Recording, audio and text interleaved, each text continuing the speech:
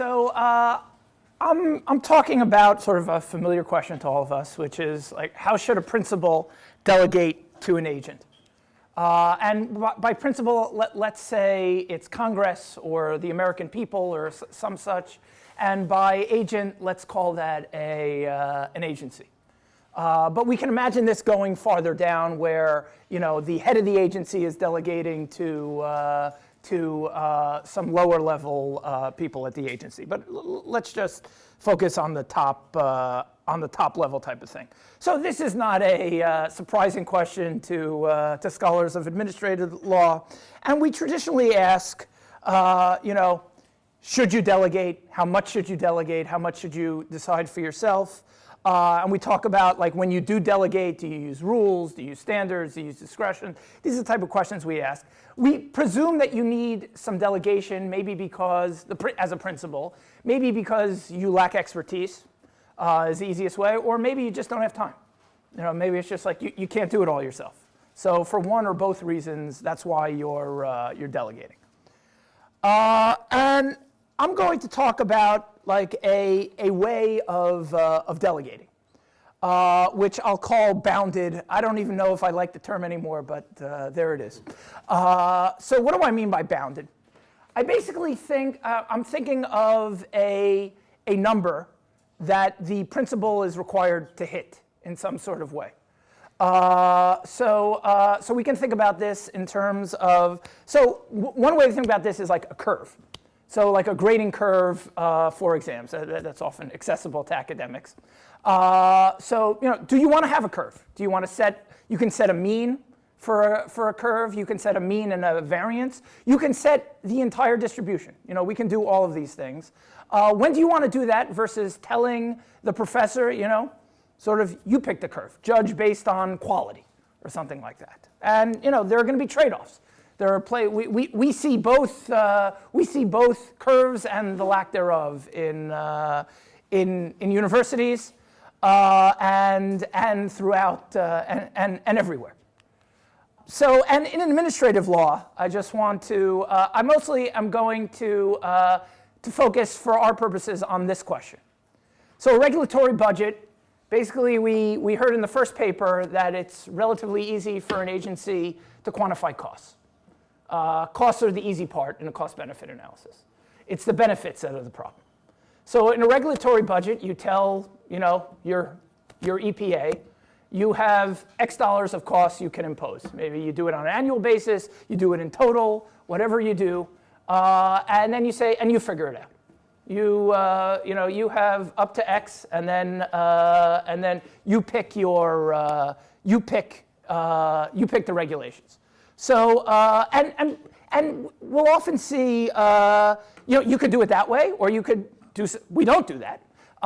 We have cost-benefit analysis, or we could have a much more deferential standard. Basically, like ruling out cost-benefit analysis. We can imagine all sorts of things along these lines. And I just want to ask, like, when do you want to use the one versus the other? And I don't want to spend too much time here, but I'm basically bringing in a literature on optimal delegation, a pretty well-developed literature, and trying to apply it to the agency context. So there's a long literature. Let's just leave it at that. Okay. So I assume here that the principal, and this is what we're going to get to when we get to uncertainty. I'm going to say that the principal knows the distribution of quality amongst the subjects. So what I'm saying here in let's say the EPA context is that Congress has a sense of what type of regulations may be out there in the world and how good or bad they may be. But they can't figure out which ones are good or which ones are bad. That's beyond them. So they have a sense of now, and obviously that's a fishy assumption. We'll talk about it, but just go with me for now. And the agent, I'm going to assume something specific about the agency. I'm going to say the agency kind of agrees with the subject about how things compare. Like, they can agree that Regulation 1 is better than Regulation 2. And by how much Regulation 1 is better than Regulation 2. But, the EPA may have different preferences from the principal, from Congress, in the sense that they're really pro-environment or really against the environment. So if we had to rank them, the EPA and Congress would be the same if Congress had the expertise, which it doesn't. Is it like a linear model? What? Yes, it's like a linear additive model.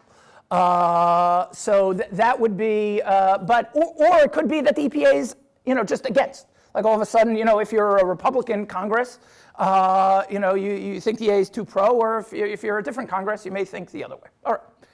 So the basic question is, when do you want to use a regulatory budget for, let's just say, the EPA to keep things focused? So the idea here, and this is, this is bringing in some of this optimal delegation literature, is that you're kind of trading off rigidity. If I say EPA, you can impose $10 billion in additional costs this year. So what if there's $40 billion of good regulations? That's gone.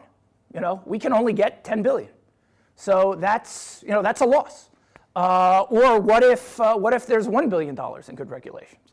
Then 10 billion is wrong. If you think about the curve analogy, what if the students are really good or really bad? A curve, what if you have the best class you've ever had? A curve sort of messes up your grades. If you want to grade to like how well people understand things rather than just relative. So, but you're going to trade that against bias reduction. So if I think my EPA is just way out there, they're experts, but they don't get how important the environment is for good or for ill. Then I want to kind of hold them. I want to hold them to the fire. I want to say, all right, I need your expertise, so I'm going to give you a certain amount of budget, of a regulatory budget, and beyond that, you figure out how it is, but I'm not going to let you get out of control for good or for ill. And again, like in the curve situation, when is a curve good? If you have some professors are generous graders and some professors aren't generous graders. And that's not fair to the students. Some people get good or bad grades. A curve gets rid of that problem, is the idea. So, and in general, when do we want to use this? So we want to use the regulatory budget when we have like a large number of subjects. So like big class versus small class. It's not about, or in terms of regulations, let's think, and I'm sorry about the NSF examples, but if you think in terms of regulations, if there's one regulation that's just like the key to everything, and it's basically like make or break on that one, a bound is not a really good idea.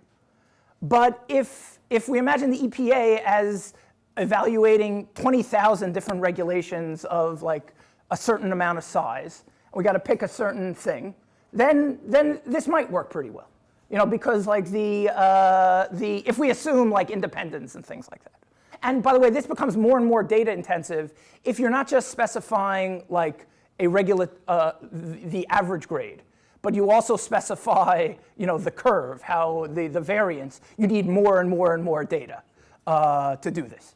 Like because then how many great students you're going to have is going to be a lot more noisy than how many what your average student quality is the idea. Another place you want to do it is this won't surprise you. It's when you think your agent might really be biased. If your agent's a problem. If you got a great agent, don't constrict them in this way. Run with that. But if you do, it's more attractive. This is not just about like if you think the principal and agent or Congress and the EPA are far apart. It also may be if Congress doesn't have a good alternative. So if you're a big fan of cost-benefit analysis, if you think it really works, then you might say we don't need to introduce the rigidity of a regulatory budget. We got cost-benefit analysis. That works. Or you might say, no, cost-benefit, they can do whatever the heck they want. They can finagle it, and then you might say, no, then their biases can really be manifested, is the idea. And another thing, and this goes along with it, lower variance in subject quality. So the distribution converges quicker if my subjects aren't all over the place. If, if we imagine sort of lots of relatively comparable students or things like that, I'm less worried about the curve than if my students jump around all over the place, or my regulations jump around all over the place. And just quickly, you can get, under certain conditions, you can get your ideal outcome which means like you can get exactly the regulations that Congress would want if it was an expert on the environment with a regulatory budget. If we assume like the class is big enough. Your curve may be perfect in a class if you make your class big enough, and then the class is going to converge to the distribution you know, and you just got it right. Some professors are generous, some professors aren't. Not your problem anymore, because you just set the curve. So that's the idea. Now, let's introduce uncertainty, because that's why we're here.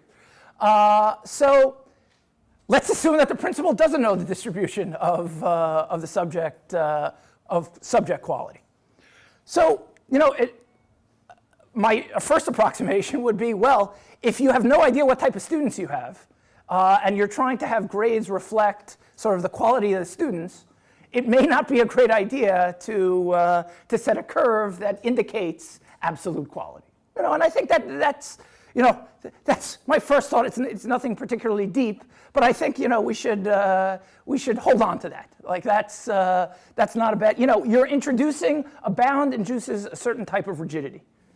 You're introducing a rigidity. You're getting something. You're getting bias reduction, but you're introducing rigidity into a system that is kind of we don't know enough about it that we feel comfortable with that rigidity. Would be the idea. And sort of in some sense, this is an extension of, I said earlier, sort of more variance makes a bound less attractive. So this is I know some people will we can argue until we're blue in the face about what uncertainty means, but this is a case where describing it as sort of more uncertainty, more variance than you realize actually pushes you against without having to be more complicated about what uncertainty means. So but then sort of going beyond that, should there be something more to the response to the uncertainty? So the question is, should Congress have some ambiguity aversion? Should Congress say like should Congress say I don't understand the distribution of possible environmental rules out there, and therefore I should just sit down and shut up? Is the idea? I'm really afraid of this lack of knowledge. So if you can imagine, if you didn't know the distribution and you decided to give a whole curve, we specified every single grade, that would be imposing a lot of structure in a place where you have no right. So then I was thinking, is there any way in which this uncertainty could push you towards bounds? And I would say if you're uncertain about the agent's bias. So let's say I don't know what type of agent I have. They may be sort of they may be medium biased. They may be a lot biased. They may be not biased. So in some sense, like the bound is reducing the negatives of having a really weird agent, having sort of someone who I can't judge their abilities. So and I will skip this because I'm running out of time. And then a final question I just wanted to ask is, what is the principal trying to what is Congress trying to maximize, or what is the school trying to maximize in the face of uncertainty? If you're a school and you're giving grades, and you're deciding whether or not to have a curve in the face of you don't really know what type of students you have. Well, what should you do? One thing you may do is just say, don't have a curve. Another thing, you might kind of subtly adjust what you explain your curve to mean. And instead of trying to say my curve means that a grade means that a student has X level of absolute understanding, you might say that we're just making relative statements. That's all we can do. and that's that's an impoverished statement. Like, so what does that mean for regulation? I don't know, but it reflects sort of what you can actually say. All right, so thanks a lot, and I look forward to the comments.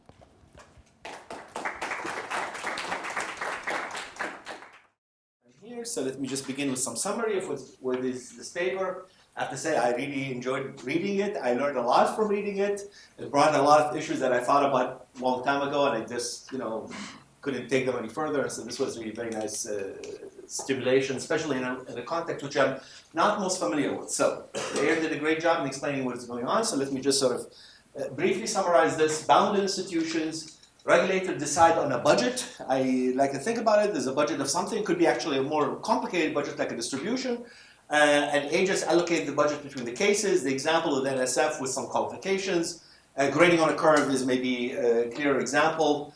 Unbounded institutions, these are ones where there's no hard cap, there's no budget as such. An example would be FEMA, in which I do not want to tell them you can only spend so much on catastrophic risk in a given year. And you leave the regulator basically subsidize the mission and perhaps rules, leaving agents with some discretion. So that's sort of what my take on this. And both institutions, in some sense, solve classical economic incentive problems, which are to make good use of decentralized information when agents might be biased. Okay, or there's some other frictions of the system. Bias of the agents would be one classic example of this. And bound institutions work well when cases are homogeneous. They are numerous, and agents are biased. Okay, so and there are some other conditions, and I think the paper raises some important questions, and I think that's a moment in which you would expect I would say but.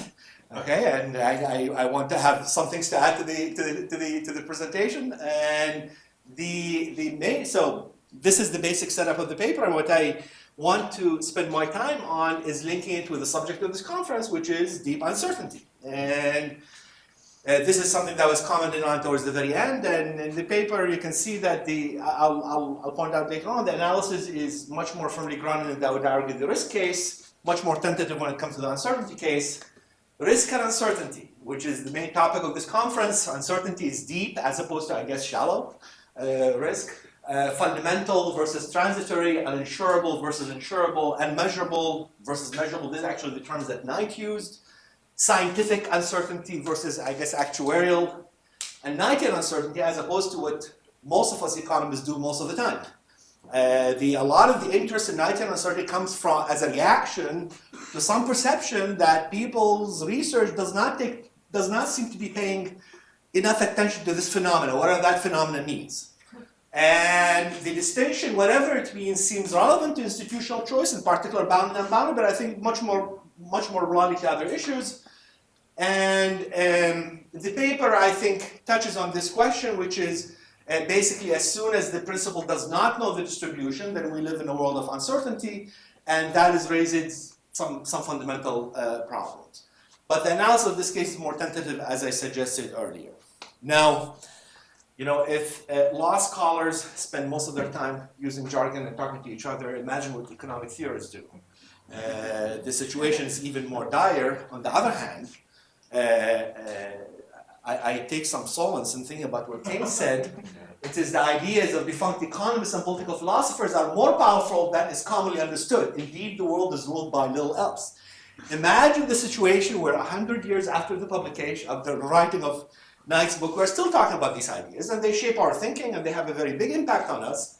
And I want to appeal, since these concepts of deep uncertainty and anti-uncertainty are not necessarily all that well defined, at least in the minds of many people, there's controversy at least about them. I want to appeal to a defunct economist, namely Mr. Keynes, and what he described uncertainty to be. And he says, the sense in which I'm using the term uncertainty is that in which the prospect of a European war is uncertain. This is 1937. Okay? And he goes on, other examples with the obsolescence of new technology, the position of private wealth users in 1970, etc., etc. And then he said this sentence, which is kind of a rallying flag for a lot of people who basically say, look, our standard tools cannot handle this stuff. And he says, about these matters, there is no scientific basis on which to form any calculable probability whatever. We simply do not know. And the general response in the literature, I'm mostly familiar with economics, but I also read in other contexts too, but the general response in economics and finance is that conventional theories of decision making under risk are inadequate under deep uncertainty. That's why we have a conference like this one. Otherwise, have a utility function and maximize expected utility and we're done. Pessimistic decision criteria tend to be in vogue, or at least would be highlighted. Related to this is worst case scenarios, and in the regulatory context, principles like the precautionary principle, which basically says whenever it's well defined, again, that's by itself is a very big issue, is basically highlights that you should look at worse outcomes. And the case for bounded institutions, the case that you build under the condition that you mentioned, large homogeneous population and so on and so forth, this case for bounded institution, when you have deep uncertainty, either deep uncertainty may be fatal to the argument because it will make bounded institution much less attractive, or may be irrelevant because at the end of the day, when you look at the statement of Keynes about these matters, there's no scientific basis whatsoever, we just simply don't know. He says, look, if we don't know, then I'm just going to continue doing what I normally do, where I know through distributions and proceed accordingly. Keynes actually, in a somewhat less often quoted passage, continuing immediately after the sentence that I quoted at the bottom here, he says, nevertheless, the necessity for action compels us to behave exactly as if we had behind us prospective advantages and disadvantages, each multiplied by its appropriate probability waiting to be summed. Now, this is written about a decade or two before modern expected utility theory, and you can call this cost-benefit analysis. He was Bayesian before Savage and before Norman Morgenstern. In fact, just to another thing which is often forgotten is Knight was in fact also Bayesian, to the extent that you can talk about these things again before the development of modern probability and modern decision making. This is a paper in JPE 1987 by Leroy and Stengel, and they conclude in the abstract that Knight shared the modern view that agents can be assumed always to act as if they have subjective probabilities. Knight's distinction, whatever it means, is orthogonal to whether people have probabilities or not. And in fact, I'm going to talk about Knightian uncertainty probabilistically, and I think this is something that makes sense, as opposed to maybe a more commonly held view. So here now we reach a point in which, well, wait a minute, there seems to be something missing, right? A lot of very smart people think about Knightian uncertainty, about risk versus uncertainty, measurable, unmeasurable, and so on and so forth. What are we talking about? Right? And so what is really missing here, and in particular, can one incorporate Knightian uncertainty and remain rational? And what causes the wide perception that the two are irreconcilable? That we need to somehow deviate from standard expected utility theory if we want to incorporate Knightian uncertainty. And I will argue, this will take us back to Yair's paper. Let me try to attempt an answer. I'm not claiming that this is comprehensive or this is the whole story. Is that in some sense, in the context in which you are thinking about regulator or principal or decision maker who's looking at a multitude of cases, which is all regulators do. The EPA is looking at thousands of possible cases. If you are doing anti-terrorism policy, then you're looking at many possible instances where a particular rule or a policy would be applied. In fact, there's a major issue that has to do with the properties of the principal's objectives. And this is developed in greater detail in the paper that I actually presented in this conference 2 years ago. It's forthcoming in JLS about Bayesian framework for the precautionary principle. So let me highlight this with an example, and then I will be able to conclude. This is from Yair's paper, the formal part, formal analysis. The mechanics of the model are not important for the point I want to make, but notice something. Every time you think about a regulator, you're going to write a social welfare function. In 99.9% of the time, in all of the economics literature that I know of, the social welfare function has the following additive form.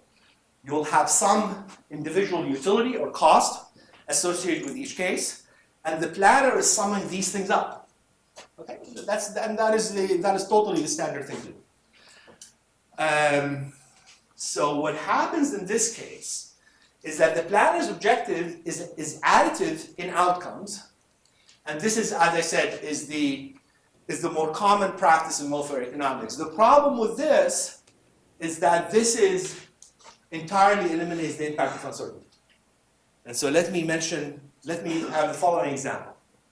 If I have, actually let me just give you what the basic argument, and then I'll try to have an example, and then this would basically lead us into thinking about ways to try to overcome this issue. And obviously, this is not the subject of this discussion, but so if I had a welfare function, which is a collection of functions of the utilities of the individuals, this is the sum of the top, and now I have a distribution. So what would I want to think about the distribution? Distribution may incorporate something let's call a scientific uncertainty.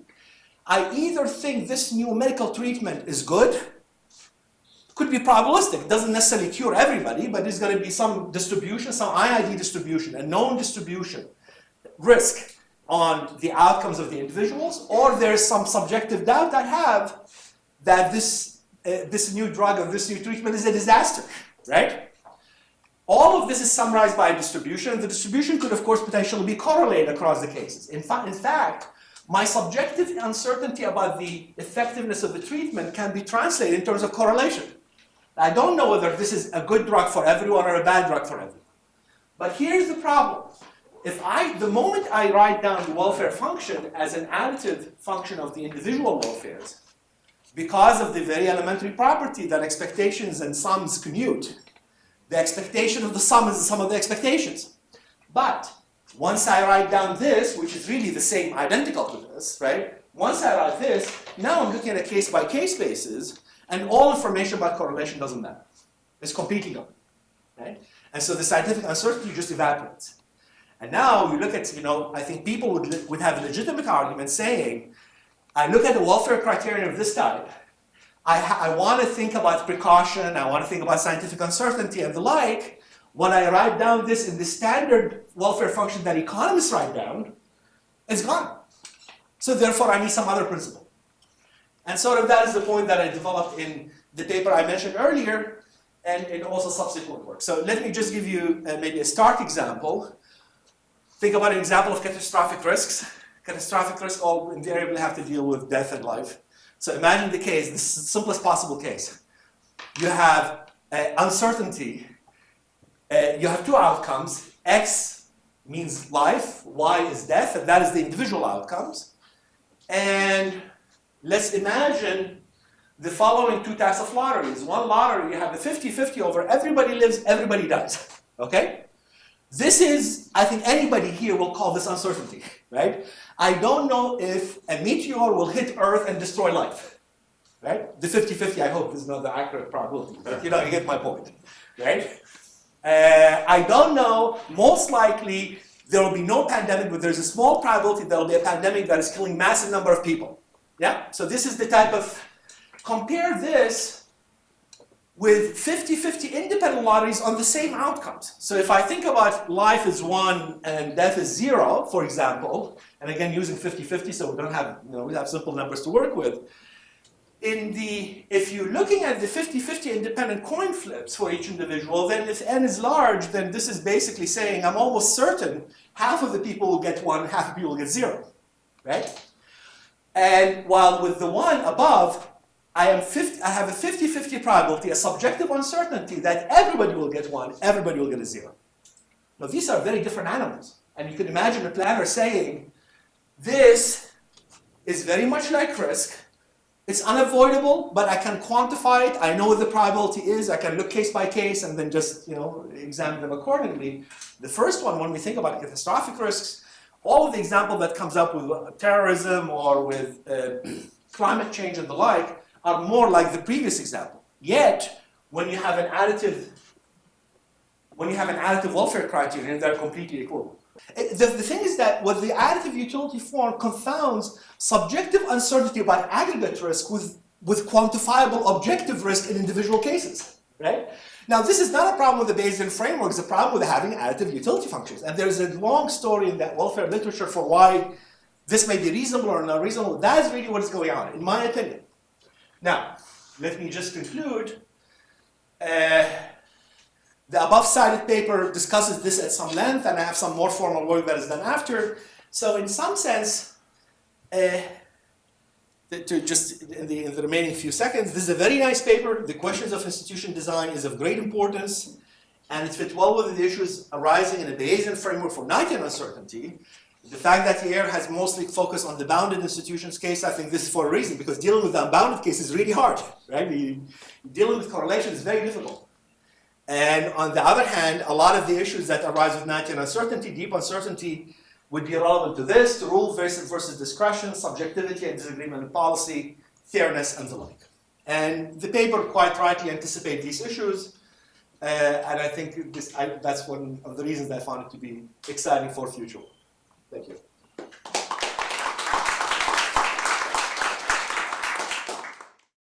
Hey, so hi, I'm Donald. It's a pleasure to be here. I appreciate the invitation and enjoyed the paper a great deal.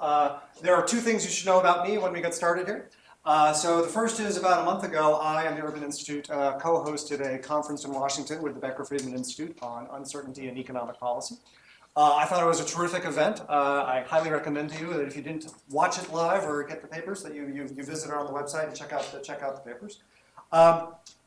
Uncertainty is an understudied topic inside the Beltway, and so it's an area where there's an opportunity to add a lot of value potentially.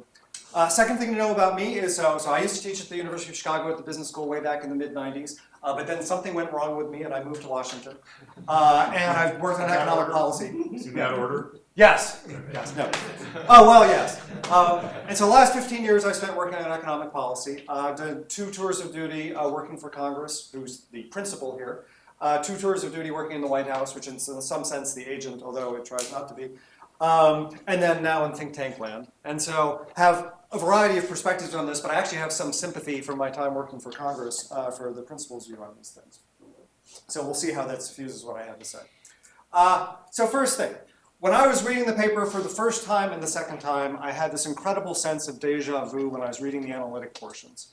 I was thinking, oh my God, I feel like I have read this before, I have seen this in some other context, and it took my aging neurons a little while to figure it out. But I realized that analytically, the framing here, I think, is incredibly similar to the prices versus quantities discussion that you see in regulatory policy, most famously in environmental policy between things like a carbon tax and a cap and trade system. Goes back to Marty Weitzman starting that in the 1970s. And if you're familiar with that, I commend it to you as a way to help frame what I think is going on in the analysis here. Think of a bounded institution as being the moral equivalent of a cap in a cap and trade system. So it sets, I want emissions to be X, and then in this case, the agent is not a human being, the agent is the market. But the market then does its thing and figure out, okay, how do I accomplish the cap X? Or you could take an approach which says, you know, we don't know what the right amount of emissions is, but we think we know what the right cost or benefit level is to target, so we're going to set a price, and then the market's going to do its thing on that dimension. And once I had that epiphany, I realized that a lot of the arguments in here feel familiar, that ultimately, as Weitzman laid out and other people have elaborated since then, you know, think about it as an issue of under uncertainty, you basically want to think about what's the cost of mistakes you make by either choosing Q or choosing P, and then, you know, I'll leave that to you as an exercise to do with some curves while you're playing around, but you can figure out which one looks better. Okay, so at least that helped me understand what was going on. I had still a nagging sense of deja vu, and then I realized also that in part what I was reading reminded me of the famous rules versus discretion debate in monetary policy. I'm not going to belabor that here, but I just note that as another related thing. I am a fiscal policy guy, so I apologize in advance for being in a regulatory policy event where I'm going to talk about fiscal policy, but that's the world I mostly swim in. And I thought about reading through the paper. It has many fiscal policy examples, right? The NSF, FEMA, and others. And I thought also it would be a useful framework for thinking, if you want to think about this as a positive theory of institutional design, fiscal policy gives us lots of examples of different structures Congress has chosen over time, and it might be a way to explore what the implications of this thinking are. So, as I was explaining in the paper, right, you know, key insight is that the principal, let's say Congress, and the agent and agency may differ in their policy goals, right? That's obviously something that, you know, Congress is going to want to think about in designing institutions. What I think is important and useful to add is to add more color on the dimensions along which the agent may differ from the principal. And so, for example, this, as best I can tell, is not discussed in detail in the paper, but is a really vital thing, is that most agencies both have a policy goal and they're in the business of spending money. And so if you're Congress, you have to worry not just, does the EPA share my environmental preferences, but also does it share my belief in the value of a dollar? And like, without going just too radical, I will note that it is highly unusual for the people in the agencies to have put the same weight on the cost of raising $1 of taxpayer revenues than the folks in Congress who have to go face their constituents and be yelled at about the tax code. So, no, that's not universally true, and you'll actually find some places in the government that show a great deal of fiscal restraint where they don't necessarily need to. But by and large, this is another dimension where if I were Congress, I would worry a lot about giving agencies too much opportunity to do things. There's agent efficiency, right? In the paper, there's a lot of talk about the NSF allocating resources among various projects, but there's also an issue about how the NSF allocates money internally, right? So does the head of the NSF get a chef, right? That kind of set of question. When I was running CBO, I was appalled when I visited my two sister agencies, the GAO and the CRS, and discovered that they had chefs, but I didn't. You know, these things, I'm not sure whether that's still true. And then, of course, there's rent seeking, right? You have to worry that your agent's actually going to take advantage of their opportunity to personal gain. So there are a whole host of reasons to think that the potential bias between agent and principal is large, and that Congress is going to want to limit the agent discretion somehow.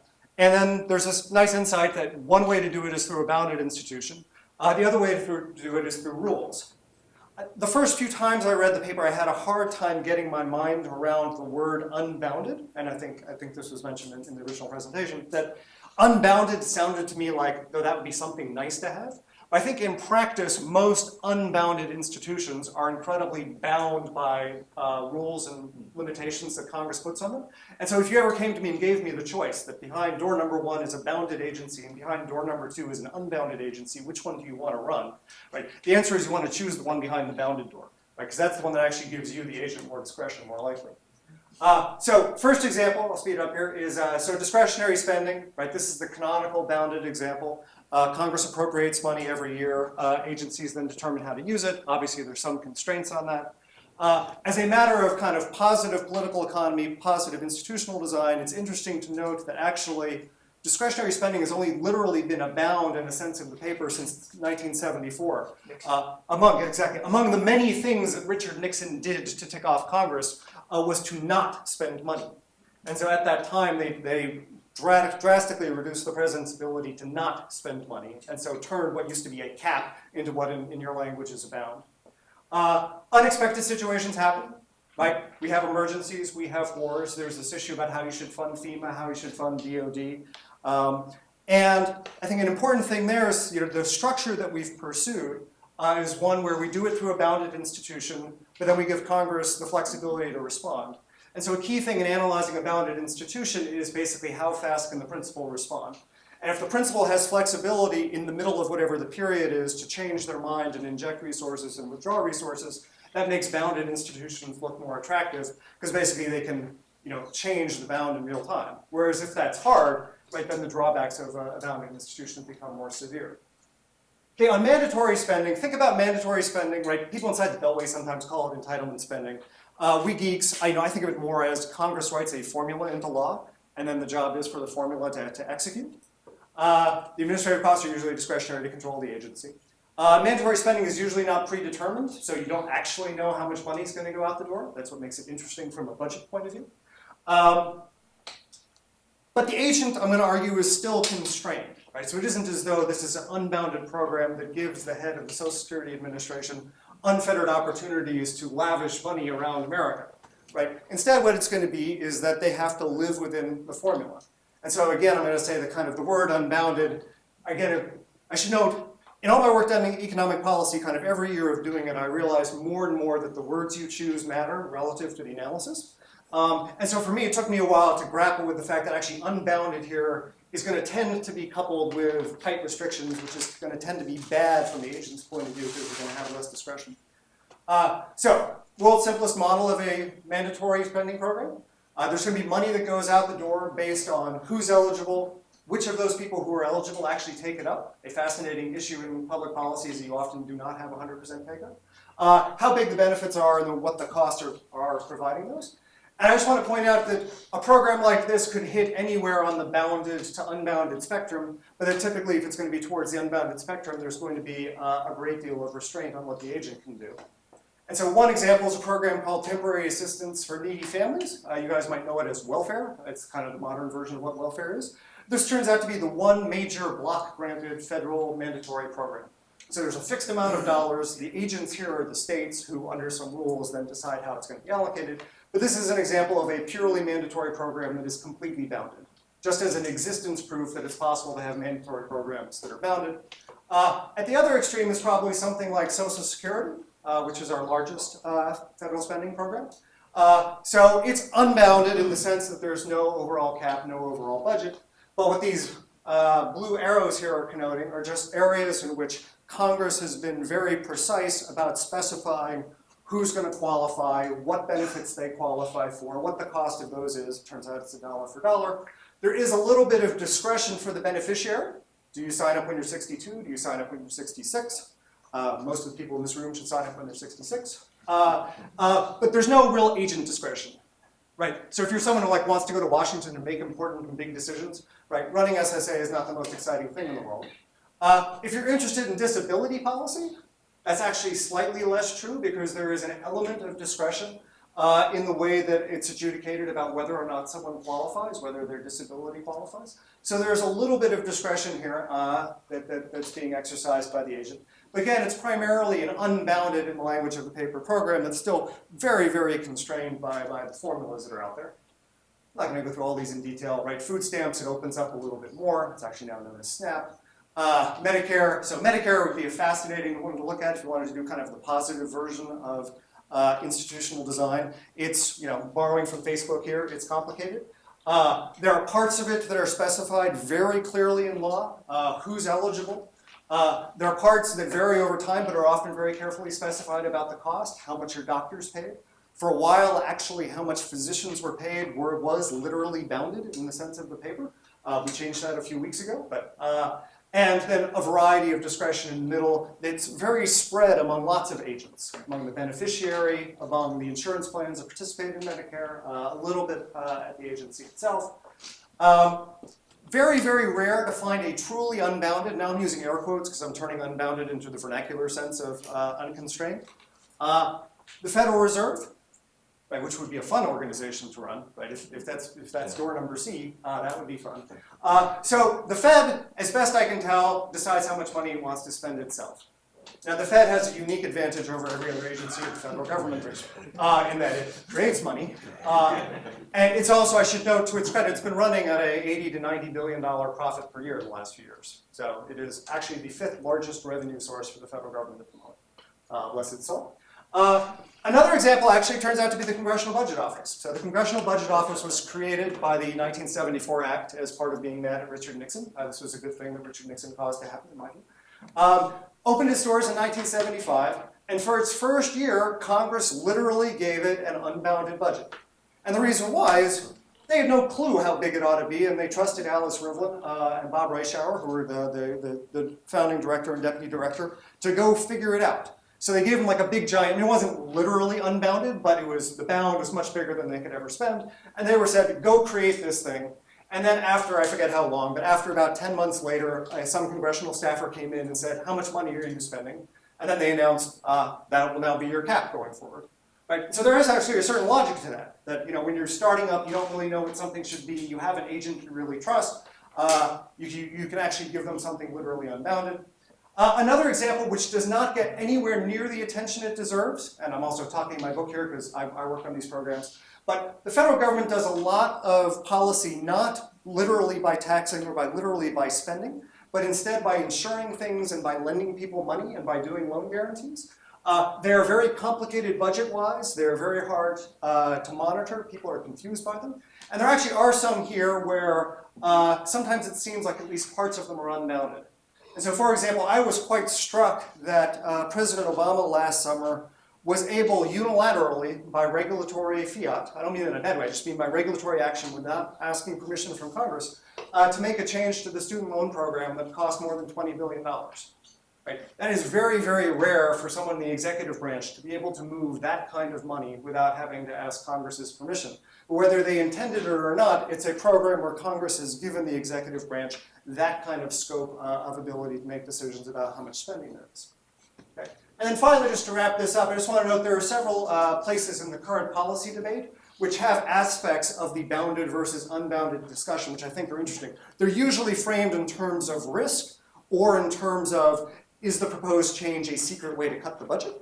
But you can think about them in your framing as well. So should Medicare be the traditional system we have today, or should it be a premium support system where Congress just says, Medicare beneficiary, here's $15,000, go buy an insurance plan, right, which would effectively put a budget on it.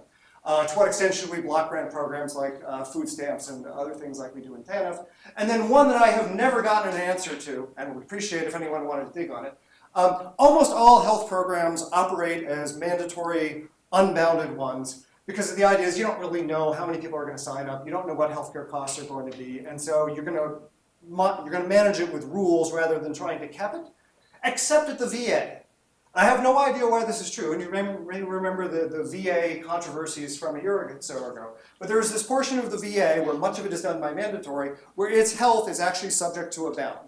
And an interesting positive question is why on earth that is the case, whether that makes sense, whether that tells us anything about how Congress is making these trade-offs. Thanks.